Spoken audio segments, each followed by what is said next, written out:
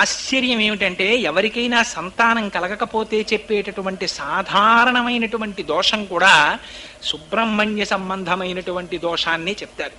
సరే, ఆయన మళ్ళీ పావుగా నేల మీద కొన్నాళ్ళు తిరిగారన్నారు. దాన్ని ఎందుకు తిరిగారంటే మళ్ళీ వామన పురాణంలో దానికి ఒక రహస్యం చెప్పారు.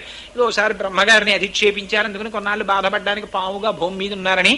ఇప్పటికీ కూడా దేవతా సర్పాలని కొన్ని సర్పాలు ఇప్పటికీ సుబ్రహ్మణ్య స్వరూపంగా ఆరాధనను అందుకుంటున్నటువంటి క్షేత్రాలు ఉన్నాయి. ఎక్కడో కాదండి, మన కాకినాడకి కూతవేటు దూరంలో ఉంది అటువంటి క్షేత్రం. మీలో చాలా మందికి తెలిసే ఉంటుంది, పాముల మల్లవరం అని చెప్పి చేబ్రోలుకి కుడి పక్కకి విడితే ఉంది. అక్కడ ఇప్పటికీ మా పూజా మందిరంలో ఉంది. నేను అది శరీరంతో ఉండగా దర్శనం చేసే అదృష్టాన్ని పొందలేదు, కానీ ఇంతలావు త్రాచుపాం, ఇంత పెద్ద పడగ విప్పి ఉంటుంది. అది ఎక్కడి నుంచి వచ్చిందో తెలియదు. శివలింగాన్ని చుట్టుకుని ఉండేది. ఆ శివలింగాన్ని విడిచి ఎదురుగుండా ఉన్న సరోవరంలోకి వెళ్ళి స్నానం చేసేది. మళ్ళీ వచ్చి శివలింగాన్ని చుట్టుకు పడుకునేది. పడుకుంటే అభిషేకం చేసిన పాలు కొంచెం తాగుతూ ఉండేది. ఎవరైనా సంగీత విద్వాంసులు కానీ ఉపన్యాసకులు కానీ వచ్చి ఉపన్యాసం చెప్పినా పాట పాడినా దానికి సంతోషం కలిగితే శివలింగాన్ని విడిచిపెట్టి వచ్చి వాళ్ళ యొక్క మెడలో పూలమాల కింద పడేది తనకి తాని. మళ్ళీ విప్పుకుని వెళ్ళి శివలింగానికి చుట్టుకునేది. పిల్లలు పుట్టని వాళ్ళు ఇంకా సంతానం కలగరేమో అని పెళ్ళై 15 సంవత్సరాలు దాటిపోయి బెంగ పెట్టుకున్న వాళ్ళు ఆ గుడికెళ్ళి నమస్కారం చేస్తే వెంటనే భార్య గర్భాన్ని ధరించి పిల్ల పుడితే సుబ్రహ్మణ్యేశ్వరి అని పేరు పెట్టి ఆ పిల్లని తీసుకెళ్ళి ఆ స్వామి పడగ కింద పడుకోపెడితే చంటి పిల్లల్ని ఆ పాము పడగ కింద పెట్టేవారు. పెడితే ఎంతో సంతోషంగా పిల్లల్ని చూసేది ఆ పాము. ఆ పిల్లల్ని తెచ్చుకునేవారు. అటువంటి క్షేత్రం మనకి కూతవేటు దూరంలో ఉంది, మల్లవరం. అక్కడ పొలాలు దున్నుతుంటే తామ్రపత్ర శాసనాలు దొరికాయి.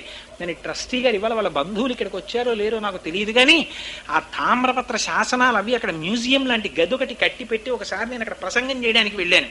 వెడితే నన్ను వాళ్ళ గదిలోకి తీసుకెళ్ళి అవన్నీ చూపించారు, ఆ దొరికిన శాసనాలు అవన్నీ. అలాగే మనకి బిక్కవోల్లో ఇప్పటికీ ఒక రాత్రంతా ఆరాధన చేస్తారు దంపతులు, ఆ సంతానం కలగాలని. ఎందరో అలా సంతానం పొందినటువంటి వాళ్ళు ఉన్నారు. ఇవన్నీ అబద్ధాలు కాదండి. సుబ్రహ్మణ్యేశ్వర స్వామి వారికి ఉన్నటువంటి 6 ముఖాలే 6 క్షేత్రాలయ్యాయి తమిళనాడులో. మళ్ళీ అవి కూడా సుబ్రహ్మణ్యేశ్వర స్వామి వారి యొక్క విచిత్ర స్థితి ఏమిటంటే అన్ని మూర్తులు ఒకలా ఉండవు. మీకు ఒక్కొక్క చోట ఒక్కొక్కలా ఉంటాయి. ఆయన తిరుత్తని అని ఒక క్షేత్రం ఉంది. సాధారణంగా తిరుపతి వెళ్ళిన వాళ్ళు వెళుతుంటారు. అన్ని కొండ మీద ఉంటాయి సుబ్రహ్మణ్యేశ్వర స్వామి వారివి. తిరుత్తణిలో ఆయన క్రౌంచాసురుడు అనే రాక్షసుడిని సంహరించి విశ్రాంతి తీసుకున్నారు అక్కడ. రెండవది తిరుత్తణి తర్వాత పళని.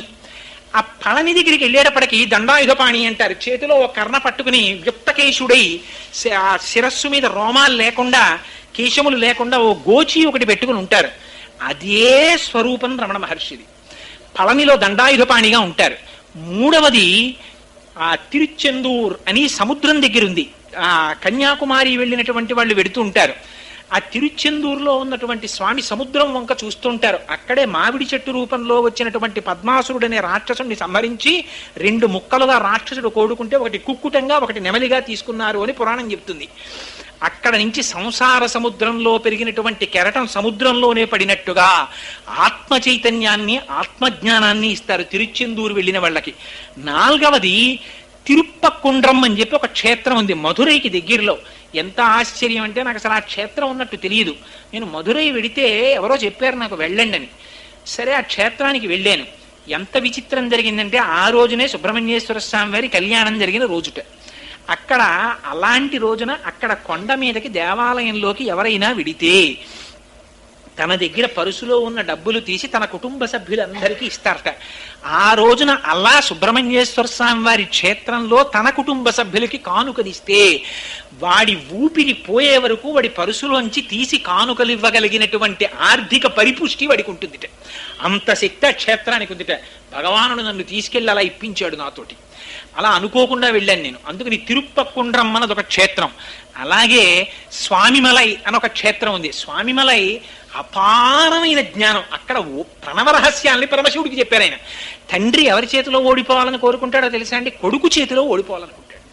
చిత్రం ఏంటంటే తండ్రికి కొడుకు చేతిలో ఓడిపోతే గొప్ప సన్మానం అది. అందుకని పరమశివుడంతటి వాడికి ప్రణవం యొక్క అర్థం తెలుసుకోవలసి వచ్చింది. తెలుసుకోవలసి వస్తే సుబ్రహ్మణ్యేశ్వర స్వామి వారు చెప్తా అన్నారు. చెప్పమన్నారు. కానీ నువ్వు నా దగ్గర ప్రణవం వినాలంటే నువ్వు పైన కూర్చుని నీ కింద కూర్చోకూడదు, నేను గురువుని కాబట్టి నేను పైన కూర్చుంటాను, నువ్వు కింద కూర్చోమన్నారు. అందుకని స్వామిమలైలో పైన ఆయన కూర్చుంటారు, కింద తండ్రి కూర్చుంటారు. కూర్చుని ప్రణవరహస్యాలు విన్నారు. అగస్త్య మహర్షికి అక్కడే ద్రవిడ వ్యాకరణం అంతటిని నేర్పారు స్కందుడు. అందుకే వారణాసి మహాత్మ్యం అవన్నీ స్కంద పురాణ అంతర్గతమే అయ్యుంటాయి. అది ఒక క్షేత్రం. ఆ తరువాత ఆయన క్రీడాస్థలం, అదిగో ఆ అల్ఘర్ కోయిల్ అని చెప్పి ఒక క్షేత్రం ఉంది. అక్కడ స్వామివారి యొక్క క్రీడాస్థలం.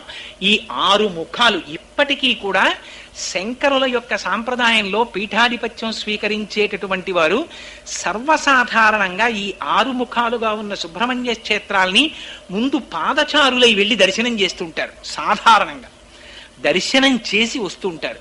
ఆ సుబ్రహ్మణ్యుని యొక్క అనుగ్రహం కలిగితే తప్ప యువతల శ్రీ విద్యా సాంప్రదాయంలో కానీ జ్ఞానంలో కానీ వాడొక స్థాయిని పొందలేడు.